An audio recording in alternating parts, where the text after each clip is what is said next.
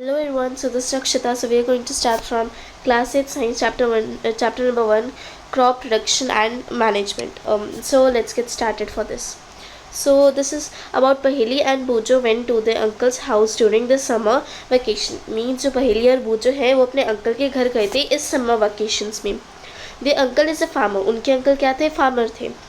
One day they saw some tools like खुरपी, sickle, shovel, plough etcetera in the field. तो एक दिन पहेली और बूजो ने कुछ टूल्स देखे जो एग्रीकल्चर फार्मिंग में यूज़ होते हैं, जैसे खुरपी, सिकल, शॉल, प्लॉ से ये सब टूल्स हैं. Then Bujo is wondering that I want to know where and how we use these tools. Means Bujo बोल रहा है कि मुझे जानना है कि हम ये टूल्स कहाँ और कैसे यूज़ करते हैं. Then let us tell to Bujo that how we use these tools. Then you have learned that all living organisms required food. हमने पढ़ा था कि हर लिविंग ऑर्गेनिजम्स को जीने के लिए खाना चाहिए. Plants can make the food themselves. Plant जो है अपना खाना खुद बना सकते हैं. Can you recall how green plants synthesise on food. क्या आप बता सकते हो कि जो ग्रीन प्लांट्स अपना खाना कैसे बनाते हैं? By the process of photosynthesis. Animal including humans can not make their own food. Animals और ह्यूमन्स ये दोनों क्या अपना खाना खुद नहीं बना सकती. So where do animals get their food from. तो एनिमल्स को खाना कहाँ से मिलता है? But first of all why do we have to eat food. पर जो पहली बात आती है, जो फर्स्ट ऑफ ऑल हमें ये जानना ज़रूरी है कि हमें खाना क्यों चाहिए रहता है. You already know that energy from the food is utilized by organism for carrying out their various body functions such as digestion, respiration and excretion. हमें पता है हमें एनर्जी कहाँ से मिलती है? फूड से. और हर लिविंग ऑर्गेनिजम्स को फूड चाहिए क्योंकि उनकी means to carry out the various body functions in the body like digestion, respiration and excretion. Then we get our food from plants or animals or both. हमें हमारा खाना प्लांट से भी मिलता है, एनिमल से मिलता है, दोनों से मिलता है. Then Bujo is saying that since we all need food, हमें खाना चाहिए, how can we provide food to a large number of people in a country. सबको जीने के लिए खाना चाहिए, बट अभी इतनी मतलब एक कंट्री में बहुत सारे लोग रहते हैं, तो इन सबको हम कैसे जो है फूड प्रोवाइड कराएं. Then Paheli is wondering that food has to be produced on a large scale. कि इतनी सारी पॉपुलेशन को अगर हमें फुलफ़िल करना है इनकी नीड्स, तो हमें फूड को क्या है लार्ज स्केल पे बहुत ज़्यादा हाई क्वांटिटी पे प्रोड्यूस करना होगा. Then, in order to provide food for a large population, regular production, proper management and distribution is necessary. In order, अगर हमें मीन्स एक लार्ज पॉपुलेशन को खाना प्रोवाइड करना है तो रेगुलर प्रोडक्शन मीन्स प्रोडक्शन क्या है? रेगुलर होना चाहिए. प्रॉपर मैनेजमेंट अच्छे से सब कुछ मैनेज करना है. And distribution is necessary. और हर जगह डिस्ट्रीब्यूट होना चाहिए खाना. That is most important. Then agriculture practices. That agriculture में कौन कौन से जो फंक्शंस हैं वो किए जाते हैं. Then till 10,000 BCE people were nomadic. 10,000 BCE तक जो people क्या थे? nomadic थे. मीन सिंपल चरवाहे जिसे हम कह सकते हैं nomadic, simple word. That is they were wandering in groups from place to place in search of food and shelter. nomadic मतलब जैसे एक मीन्स वो एक ग्रुप बनाते थे, एक झुंड में रहते थे और वो एक जगह से दूसरी जगह जाते थे फूड की सर्च में और शेल्टर की सर्च में. Then they ate raw fruits and vegetables and started hunting animals for food.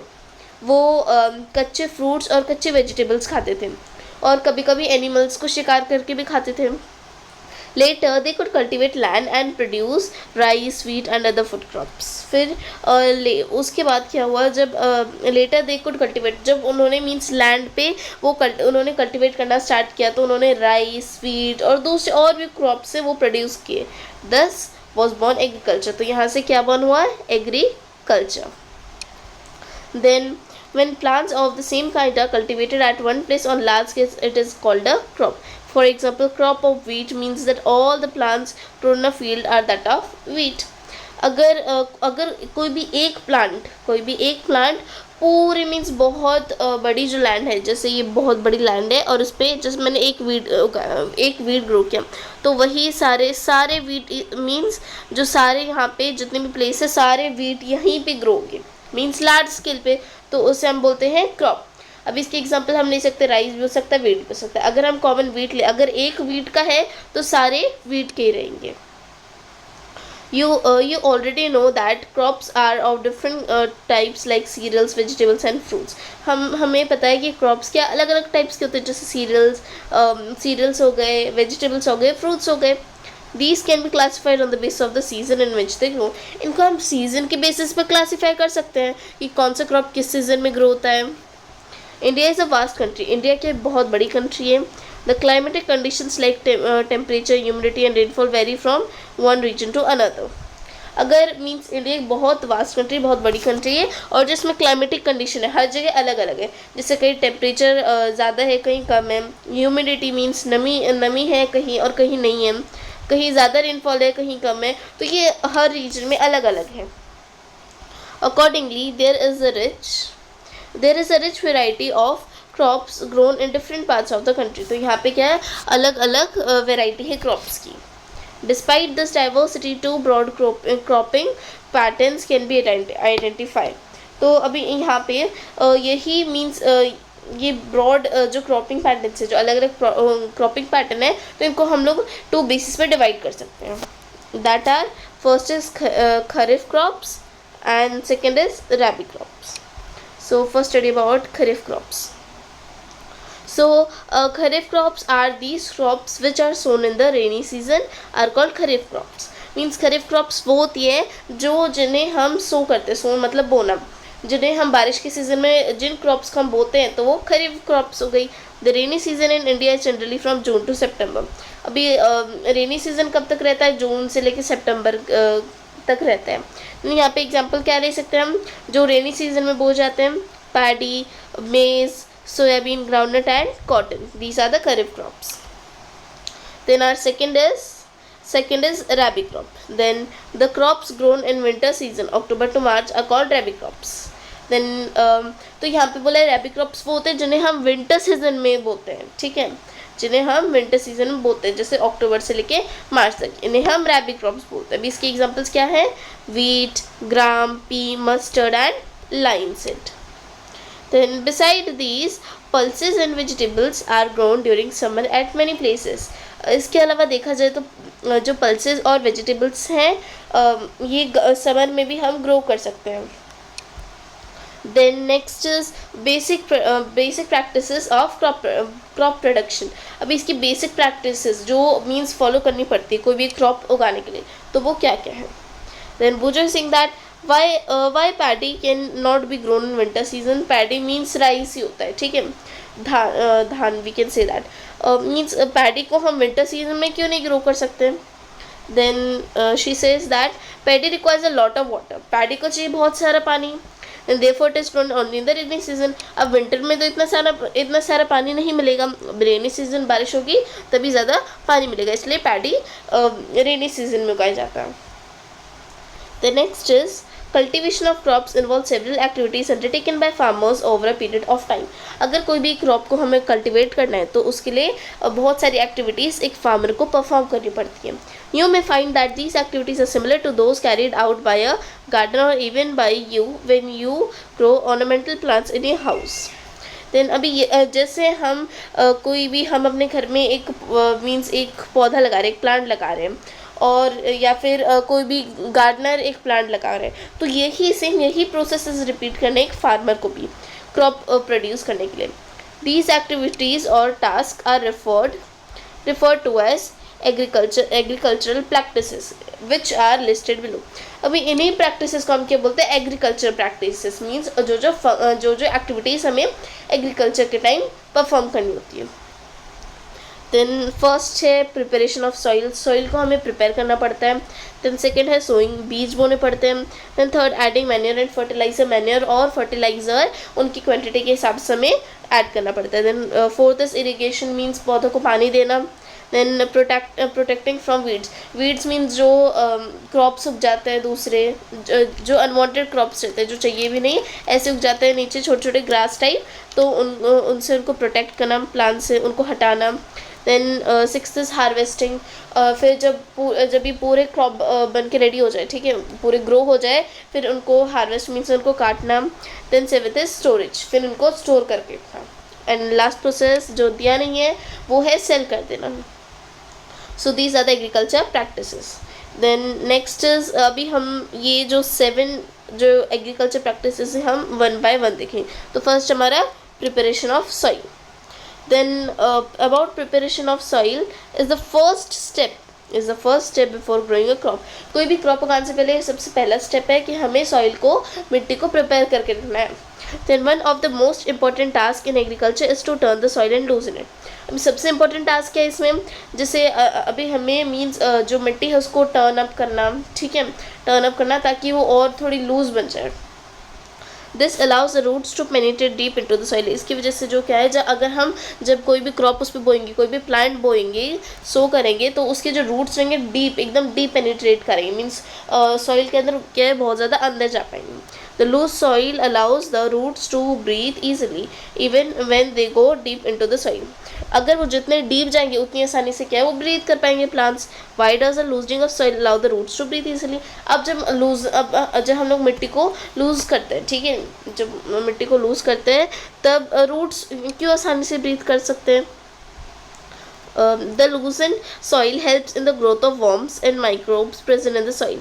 जो लूजन सॉइल है उसकी वजह से जो अर्थवर्म वगैरह जो माइक्रोब्स रहते हैं, ठीक है, जो बैक्टीरिया रहते हैं, तो वो भी ग्रो होते हैं उसकी वजह से। These organisms are friends of farmers since they further turn and loosen the soil and add humus to it। तो ये क्या है, एक फार्मर के फ्रेंड जैसे। कौन? अर्थवर्म और माइक्रोब्स। ये फार्मर के फ्रेंड जैसे क्योंकि ये सॉइल को लूजन करने में हेल्प करते हैं और उसके अंदर ह्यूमस भी ऐड करती है। ह्यूमस मीन्स जो डेड रॉटिंग लीव्स होते हैं। But why the soil needs to be turn and loosen. अभी सॉइल को ऐसे मीन्स टर्न और लूजन करने का मतलब क्या है, क्यों करते हैं ये। Then you have learned in the previous classes that soil contains minerals, water, air and some living organism। ये हमें पता है कि हम लोगों ने प्रीवियस क्लासेस में पढ़ा था कि सॉइल, मिट्टी के अंदर क्या क्या रहता है, मिनरल्स रहते हैं, वाटर रहता है, एयर रहती है और कुछ लिविंग ऑर्गेनिजम्स जैसे अर्थवर्म वगैरह।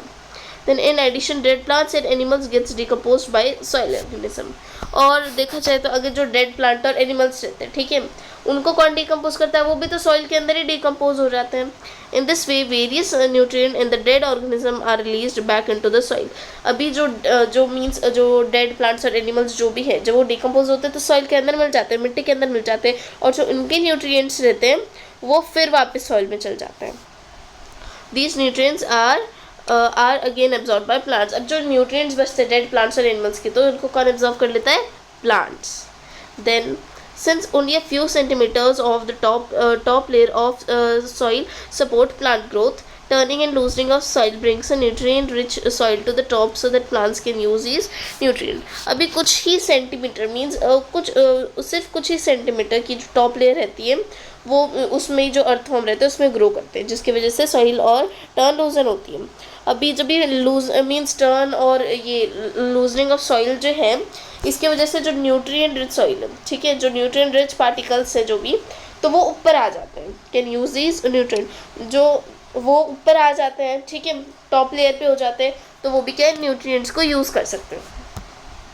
देन दस turning and loosening of soil is very important for cultivation of crops. अगर हमें कोई भी क्रॉप को कल्टिवेट करना है तो टर्निंग और लूजनिंग क्या है, बहुत ज़्यादा इंपॉर्टेंट है। Then the process of loosening and turning of the soil is called tilling and ploughing. अभी जो मीन्स इस process means loosening and turning of soil, जब हम लोग सॉइल को लूजनिंग करते हैं और फिर टर्निंग करते हैं, तो उस प्रोसेस को हम बोलते हैं टिलिंग या ploughing. Then this is done by using a plough. इसको हम कैसे करते हैं, by using a plough.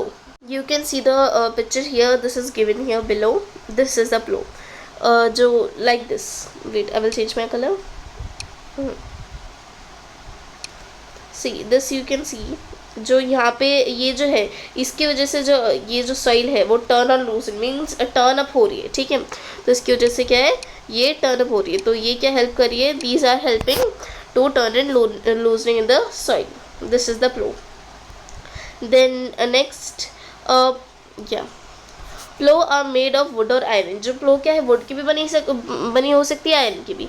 If the soil is very dry it may need watering before ploughing. अगर जो मिट्टी बहुत ज़्यादा सूखी है तो उसको पहले पानी डालना और फिर उसको मीन्स वो टिलिंग करना। देन द प्लॉड फील्ड में have big clumps of soil called crumbs. अभी जो प्लॉड मीन्स अगर हम लोगों ने जो फील्ड को उसकी प्लोइंग कर ली, ठीक है, लूजनिंग और टर्निंग कर ली, तब उसके अंदर क्या रह जाएंगे, बड़े बड़े जो क्लम्प्स रहते हैं सॉइल के, ठीक है, बड़े बड़े ऐसे पत्थर टाइप रहते हैं ना जो मिट्टी के बन जाते हैं, तो वो बचे रहते हैं, उनको हम क्या बोलते हैं, crumbs. It is necessary to break this crumbs. तो ये बहुत ज़्यादा इंपॉर्टेंट है कि इन क्रम्स को हम ब्रेक करें। Then levelling the field is beneficial for sowing as well as for irrigation. अभी लेवलिंग, अगर फील्ड को अगर हमें लेवलिंग करना है तो बहुत ज़्यादा इंपॉर्टेंट है, उसके लिए हमें बीज भी बोना पड़ेगा इरीगेशन के लिए। Levelling of soil is done with the help of leveller. अभी लेवलिंग कैसे की जाती है सॉइल की, लेवलर से ही। Then sometimes manure is added to the soil before tilling. कभी कभी क्या होता है, मैन्योर को मीन्स टिलिंग के पहले, जब ये टर्निंग और लूजनिंग सॉइल को पहले हम उसके अंदर मैन्योर ऐड करते हैं। This helps in proper mixing of manure with soil. इसकी वजह से क्या होता है, जो मैन्योर क्या है सॉइल के साथ अच्छे से मिक्स हो जाता है and the soil is moisten before sowing. तो बीज बोने से पहले क्या है, सॉइल क्या मॉइस्ट हो जाता है, नमी आ जाती है उसके अंदर। द नेक्स्ट है एग्रीकल्चरल इम्प्लीमेंट्स, मीन्स जो इम्पोर्टेंट टूल्स हैं। Before sowing the seed it is necessary to break clumps to get better yield. Means बीज बोने से पहले कि हमें जो क्लम्स है उनको तोड़ लेना चाहिए, ब्रेक कर लेना चाहिए, ताकि हमें अच्छी यील्ड, अच्छी जो फसल मिले। This is done with the help of various tools. ये हमें बहुत सारे टूल से कर सकते हैं। The main tool use for this purpose are the field hoe and cultivator. जो मेन टूल है जो कर सकते हैं वो है एक प्लो, बिकॉज प्लोइंग प्रोसेस करे तो प्लो तो मेन है। Then next is hoe, then third is cultivator. Okay, then let us study about these three. So first is plow. This is being used since ancient times for tilling the land, adding fertilizer to the crop, removing the weeds and turning the soil. Then अभी plow क्या है, plow ये बहुत पुराने time से use करते आ रहे हैं सॉइल को टिलिंग करने के लिए, ठीक है, उसके अंदर फर्टिलाइजर्स ऐड करने के लिए, जो वीड्स उनको हटाने के लिए और सॉइल को टर्न अप करने के लिए. Then this is made of wood and is drawn by a pair of bulls or other animals, horses and camels. अभी ये कैसे किया जाता है, जो प्लव जैसे मैंने आपको दिखाया, या फिर एक पेयर ऑफ बुल्स होनी चाहिए, या फिर कोई दूसरा एनिमल जैसे हॉर्सेस और camels. It contains a strong triangular iron strip called ploughshare. तो इसके लिए मीन्स इसके अंदर एक बहुत ज़्यादा स्ट्रॉन्ग ट्रायंगुलर आयरन, जो जैसे जो आयरन रहती है उसे मीन्स जो स्ट्रॉन्ग, एकदम स्ट्रॉन्ग रहनी चाहिए आयरन की स्ट्रिप, उसे प्लोशेयर बोलेंगे. Then ploughshare, I will show you that where is it. This is the ploughshare. This if you can see, this जो ये रहती है ना, ये इसका जो कोना रहता है, क्योंकि यही लूजन अप करता है सॉइल को, ठीक है, तो इसकी वजह से see this is the ploughshare. Okay, this is the most important thing. Then if we look to next, that is the main part of the plow is a long log of wood which is called a plow shaft.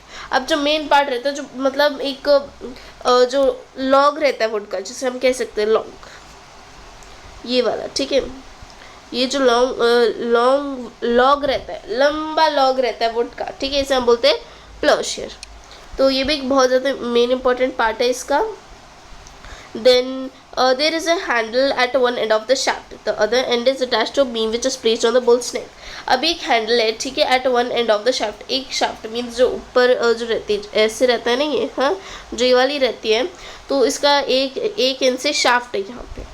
Then the other end is attached to the beam, और जो दूसरा and क्या है, beam से attached है, जो किसकी नेक पे है, बुल के नेक पे, ठीक है. Then one pair of bull and a man can easily operate the plow.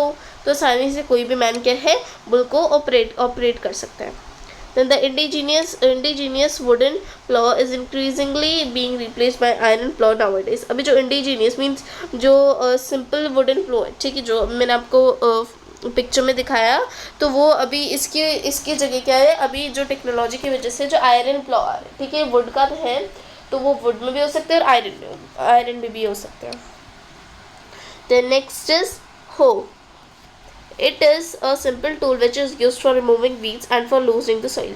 अब एक सिंपल सा टूल है जिसकी वजह से हम वीड्स को रिमूव भी कर सकते हैं और सॉइल को लूजन और टर्न भी कर सकते हैं. It has a long rod of wood और आयरन. इसकी एक बहुत लंबी सी रॉड है, वुड की भी हो सकती है वो, आयरन की भी हो सकती है. A strong broad and blunt plate of iron is fix to one of its end. अब एक स्ट्रॉन्ग सी ब्रॉड है वो, मीन्स थोड़ी चौड़ी है और झुकी, एक साइड से झुकी हुई है, ठीक है. One of its end then works like a blade. It is pulled by animals. अभी कैसे एक ब्लेड की तरह काम करती है और इसको कौन पुल करता है? एनिमल्स, जैसे कि आपने देखी होगी, ठीक है. तो ये क्या है? हो है. तो ये एक जगह से ये बेंटेड है, ठीक है, यहाँ से ये बेंट है और ये एक लॉन्ग रॉड है. देन यहाँ से ये इसका हैंडल और ये इसकी बीम है एंड यहाँ पे हम लोग पकड़ सकते हैं for the grip. Then this is hoe and third is the cultivator. Nowadays plowing is done by tractor driven cultivator. अब अभी के टाइम में जो प्लोइंग कैसे की जाती है, मीन जो ट्रैक्टर रहता है उसको मीन्स ट्रैक्टर ड्राइवन कल्टिवेटर से की जाती है. द मीन्स ट्रैक्टर रहता है उसके पीछे जो है कल्टिवेटर बांध दिया जाता है. The use of cultivator saves labour and time. अभी हम लोग कल्टिवेटर का क्यों यूज़ करते हैं? ताकि लेबर भी बचे और हमारा टाइम भी सेव हो जाए. See this is a cultivator driven by a tractor. So ये ट्रैक्टर है, ठीक है, this is the tractor and ये इसके पीछे कल्टिवेटर है. Okay, this is the cultivator, right. And yes, the next if we talk about this is the first part. So second is about sowing, means बीज बोना. पहला था preparation of soil जो हम लोगों ने कर ली. अभी सेकेंड हमारा स्टेप है सोइंग, बीज बोना. Then sowing is an important part of crop production. Sowing की एक बहुत ज़्यादा इंपॉर्टेंट पार्ट है अगर कोई भी हमें क्रॉप को प्रोड्यूस करना है. Before sowing good quality clean and healthy seeds of a good variety are selected. तो कभी भी हमें बीज बोने से पहले हमें अच्छी क्वालिटी की क्लीन और हेल्दी सीड्स लेनी चाहिए, ठीक है, वो सिलेक्ट करके रखनी चाहिए, फिर हमें बोना स्टार्ट करना चाहिए. Farmers prefer to use seeds which give high yield. अभी फार्मर वो सीड प्रेफर करते हैं जिनकी वजह से उनकी जो फसल है वो अच्छी ग्रो करे. Then now selection of seeds. अभी हमें कि कौन सी सीड सेलेक्ट करनी चाहिए, कौन सी नहीं सेलेक्ट करनी चाहिए. Now let's read this. Now पहली is wondering that one day I saw my mother put some gram seeds in a vessel and pour some water on them. Then अभी जो पहली बोल रही है कि एक दिन मैंने अपनी मम्मी को देखा कि वो एक वेसल में कुछ ग्राम सीड्स डाली थी और उनके अंदर वाटर डाल दिया था. After a few minutes some seeds started to float on top. कुछ मिनट बाद मैंने देखा कि जो सीड्स क्या है वो ऊपर फ्लोट कर रही है, ठीक है, ऊपर फ्लोट कर रही है पानी के ऊपर. I wonder why seeds float on water. फिर मैंने सोचा कि सीड्स पानी के ऊपर क्यों फ्लोट करती है. Then here is the activity, that is 1.1. Take a beaker and fill half of it with water, put a handful of seeds and stir well, wait for some time. अभी आपको same यही करना है जो अभी बोजो की मम्मी ने किया था. आपको एक बीकर लेना है, उसको हाफ भर देना वाटर के साथ, फिर उसके अंदर आपको कुछ वीट की सीड्स डाल देना है, ठीक है, और फिर उसको अच्छे से स्टिर करना है, मतलब मिक्स कर देना है, और फिर आपको कुछ टाइम तक रुकना है. Then you can perform this activity at home. Then next is are there seeds which float on water. कुछ seeds थी जो पानी पे float की. Would those be lighter or heavier than those which sink. क्या वो light है, ये heavier है जो means जो sink जो अंदर नीचे bottom पे है. Why would they be lighter. अब वो lighter क्यों है. Damage seeds become hollow and are thus lighter. अभी डैमेज सीड जो रहती है ना, जो खराब सीड्स रहती है वो अंदर से खोखली होती है, अंदर से क्या होती है, हॉलो. हॉलो मीन्स अंदर से खाली होती है और लाइट हो जाती है. Therefore they float on water. अभी लाइट चीज़ तो क्या है, वाटर पे तो फ्लोट ही करेगी.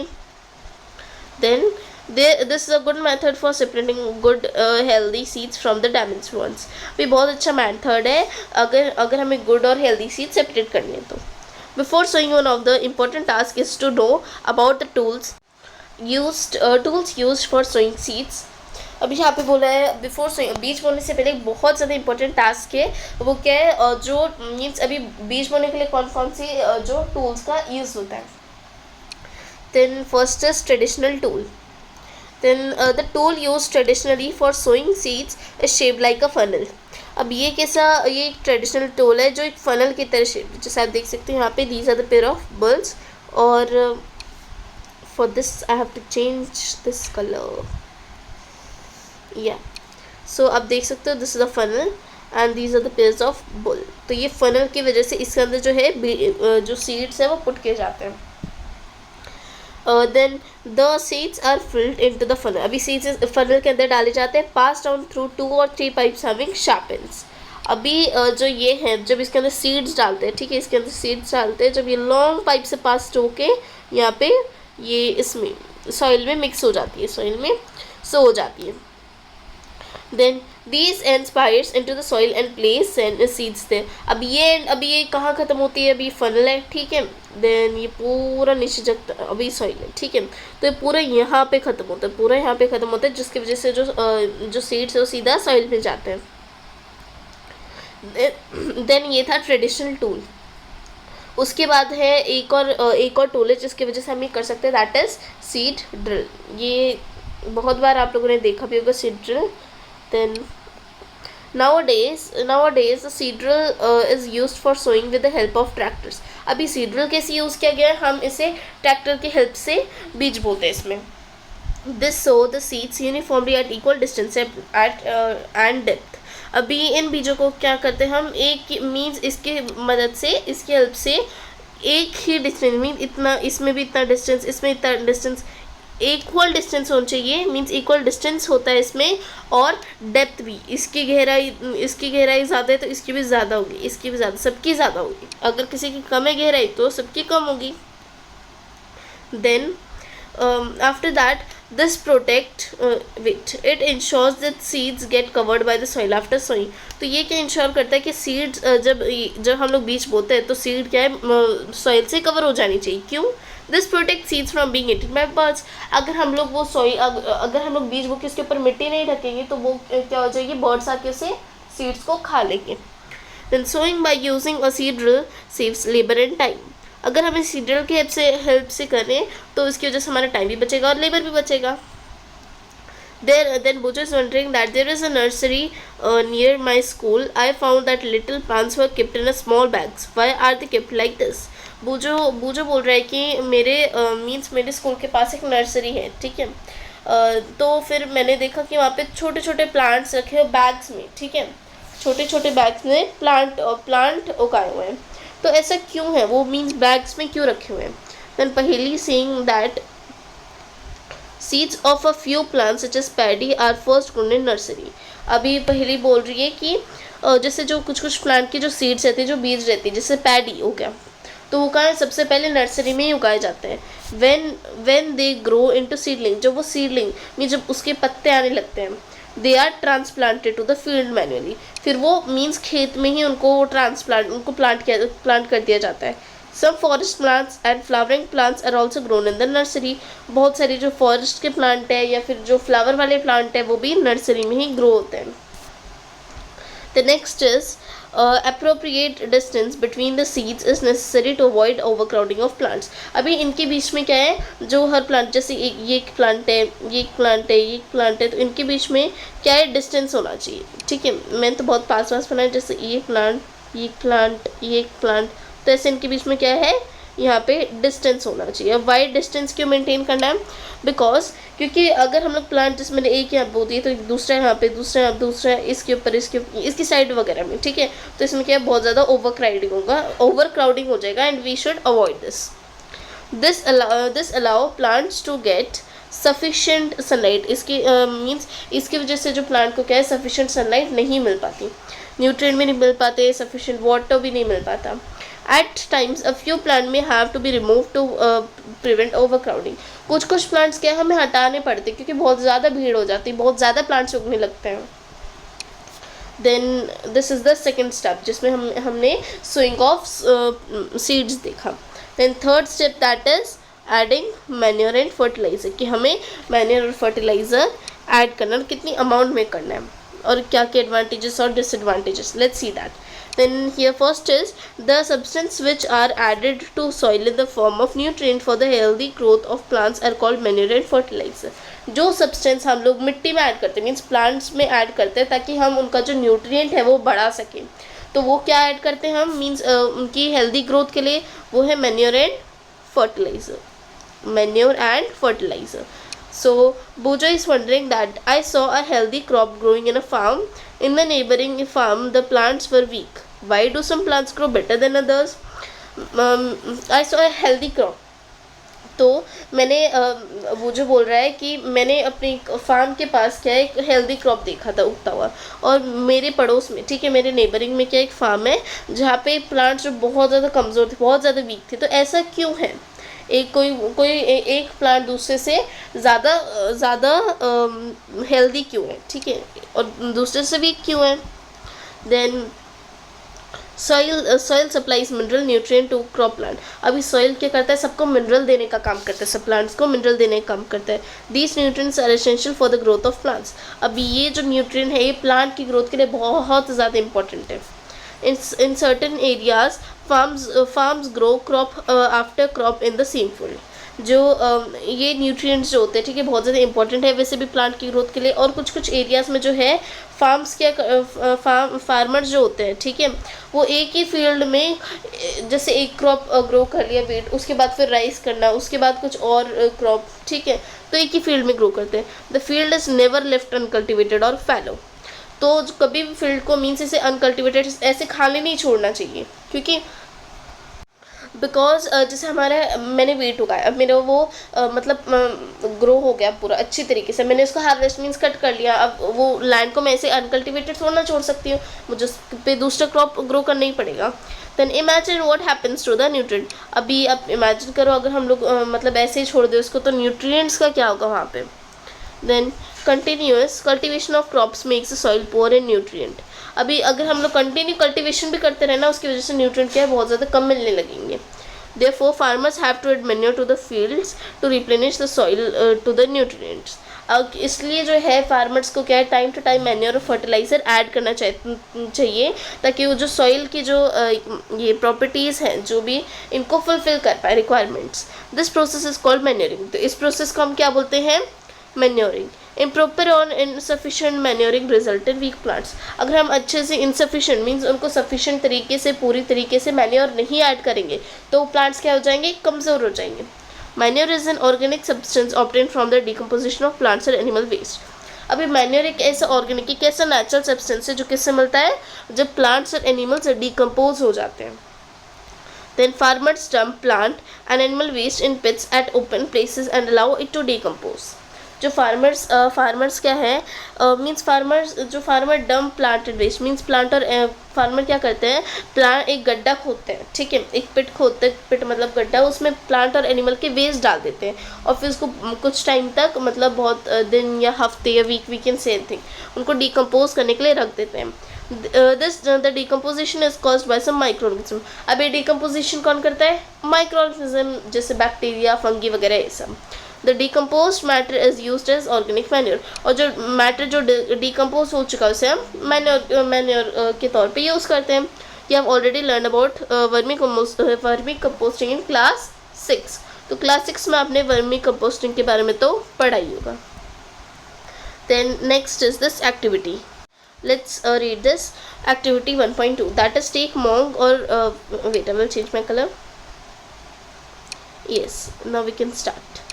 So take मूंग और ग्राम सीड्स एंड जर्मिनेट देम. तो हमें मूंग और ग्राम की सीड्स चाहिए और उन्हें जर्मिनेट करना है, ठीक है, मीन्स उन्हें उगाना है.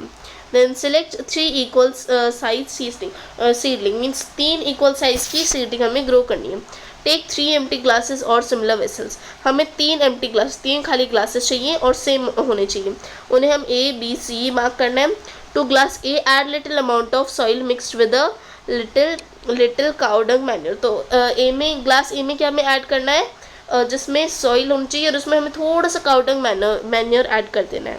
Then in glass B put the same amount of soil mixed with little urea. अभी हमें ग्लास B में सॉइल ऐड करनी है और इसमें थोड़ा सा यूरिया ऐड कर देना है. Take the same amount of soil in glass C without adding anything. अभी ग्लास C में आप सॉइल ऐड करो और उसमें कुछ भी ऐड मत करना, ठीक है, बस सॉइल ही उसके अंदर डाल दो.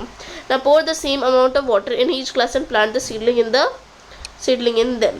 तो अभी आपको क्या है इस तीनों ग्लासेस में क्या आपको वाटर डालना है सेम अमाउंट में और फिर आपको उनमें सीडलिंग्स ग्रो करनी है, मीन सीडलिंग्स प्रोड्यूस करनी है.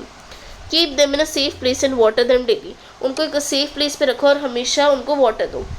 After 7 to 10 days observe the growth, 7 से 10 दिन में आपको उनकी ग्रोथ देखने की किस में ज़्यादा ग्रोथ हुई है। So you can see here.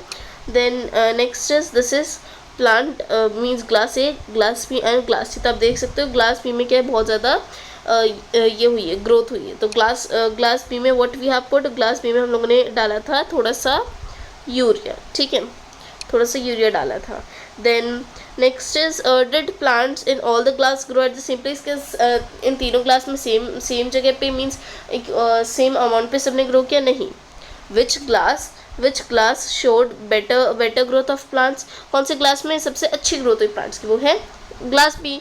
In which glass was the growth fastest सबसे ज़्यादा फास्टेस्ट कौन से में हुई थी, ग्रोथ तो सब में हुई थी but fastest growth glass B में हुई थी। Fertiliser are chemicals which are rich in particular matter, अभी फर्टिलाइजर एक केमिकल्स हैं जो मीन्स एक पार्टिकुलर न्यूट्रिएंट में रिच होते हैं, ठीक है। How are they different from manure, अभी मैनर से अलग कैसे होते हैं। फर्टिलाइजर प्रोड्यूस इन फैक्ट्रीज, अब फर्टिलाइजर क्या है, फैक्ट्रीज में प्रोड्यूस किया जाता है। अभी एग्जांपल्स हैं urea, ammonium sulphate, super phosphate, potash, NPK means nitrogen, phosphorus and potassium. These are some examples of fertilizer. Then the use of fertilizer helps farmer to get better yield of crops such as wheat, paddy and maize.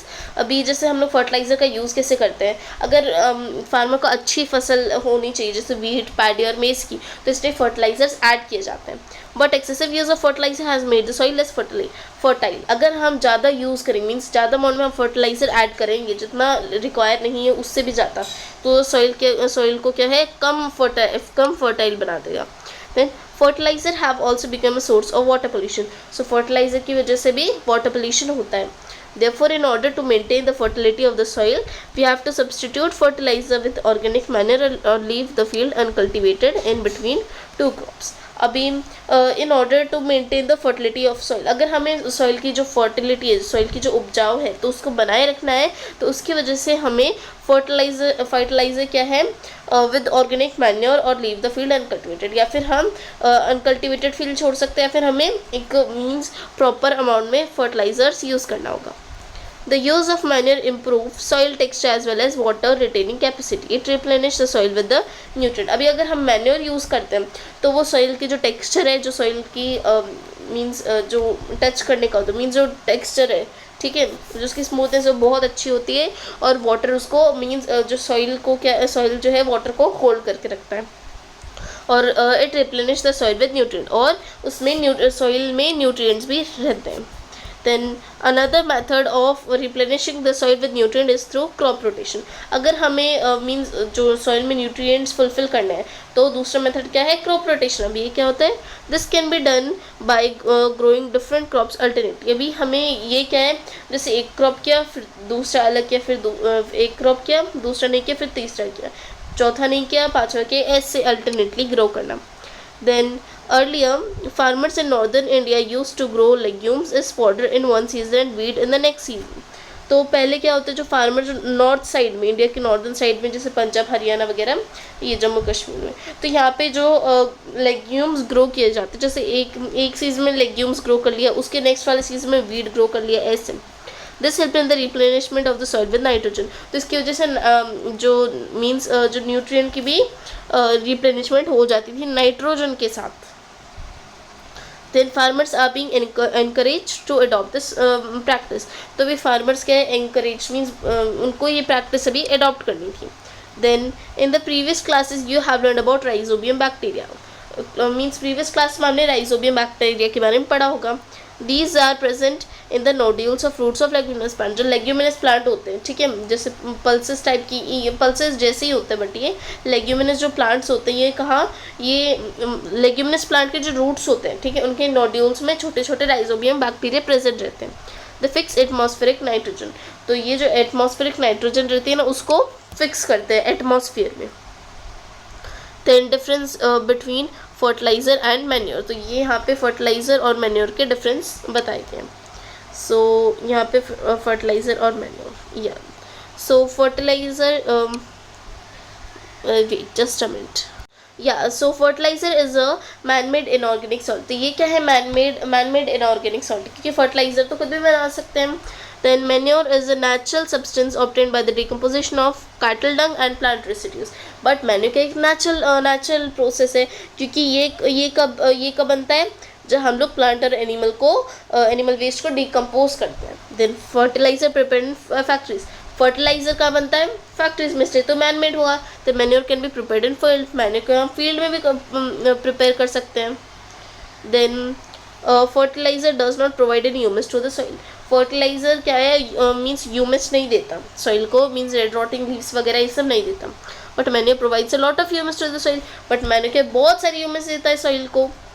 Fertiliser very rich in plant nutrient like NPK, that is nitrogen phosphorus potassium. Fertiliser क्या है, NPK में rich है, ठीक है। NPK nitrogen phosphorus and potassium, potassium is for K। So NPK के लिए rich है and manure is relatively less rich in plant neutral. Manure क्या है, कम रिच है NPK में, ओके ये ज़्यादा रिच है बट ये थोड़ा लो है।